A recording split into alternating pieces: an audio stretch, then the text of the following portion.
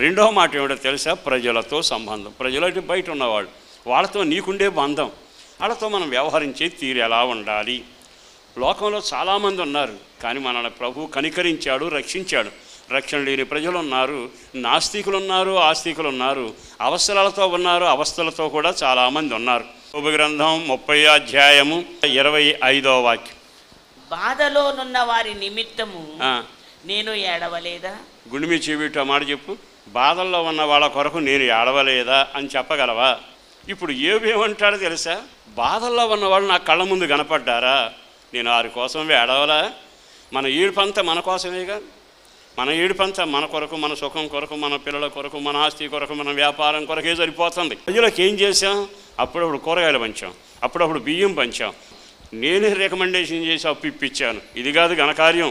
నీ వ్యక్తిగత జీవితంలో ప్రజల క్షేమం కొరకు, వారు బాధలలోనూ వేదనలోనూ కలవరంలో ఉన్నప్పుడు ఒక క్రైస్తవుడిగా, దేవుని బిడ్డగా ఏనాడైనా వారి దుఃఖంలో పాలు పంచుకున్నావా?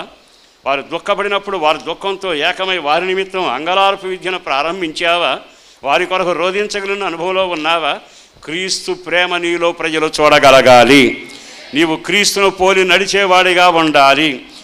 దేవుని పరిచర్య ఏదైనా జరగాలి అంటే నీ ద్వారా జరగాలి. దేవుని ప్రేమ ఏదైనా ఉంటే నీ ద్వారానే కనపడాలి.